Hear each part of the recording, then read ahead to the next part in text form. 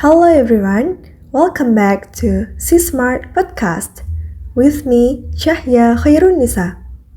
Today, we are going to talk about the process of how a tsunami happens. So, let's begin. How does a tsunami occur? In 479 BC, when Persian soldiers besieged the Greek city of Patidea, the tide retreated much farther than usual, leaving a confident invasion route, but this wasn't a stroke of luck.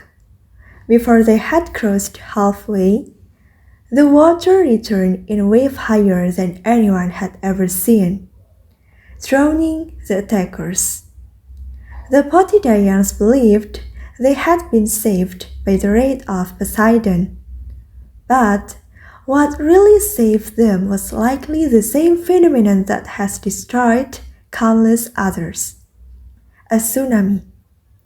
Although tsunamis are commonly known as tidal waves, they are actually unrelated to the tidal activity caused by the gravitational forces of the sun and moon. In many ways, tsunamis are just larger versions of regular waves.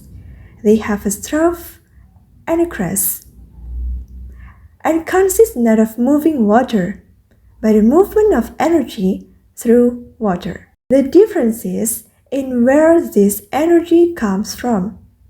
For normal ocean waves, it comes from wind. Because this only affects the surface, the waves are limited in size and speed. But tsunamis are caused by energy originating underwater, from a volcanic eruption, a submarine landslide, or most commonly, an earthquake on the ocean floor caused when the tectonic plates of the Earth's surface slip, releasing a massive amount of energy into the water. This energy travels up to the surface, displacing water and raising it above the normal sea level. But gravity pulls it back down, which makes the energy ripples outwards horizontally.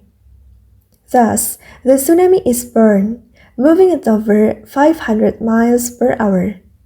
When it's far from shore, a tsunami can be barely detectable since it moves through the entire depth of the water.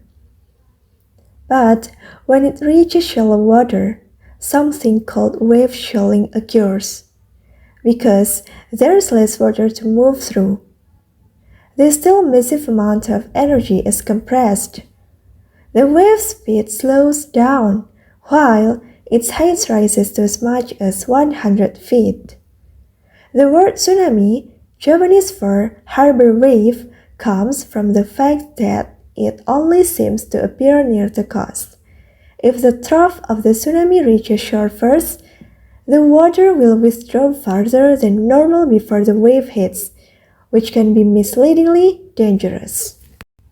A tsunami will not only drown people near the coast, but also level buildings and trees for a mile inland or more, especially in low-lying areas.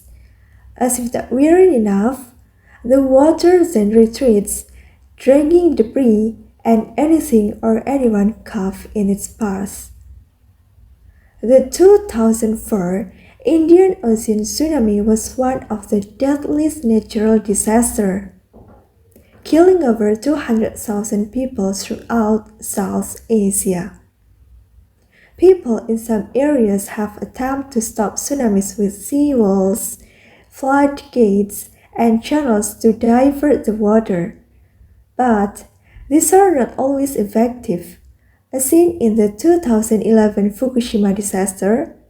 Because of this, many scientists and policymakers focus on early detection and warning systems, since when nature is too powerful to stop, the safest course is to get out of its way.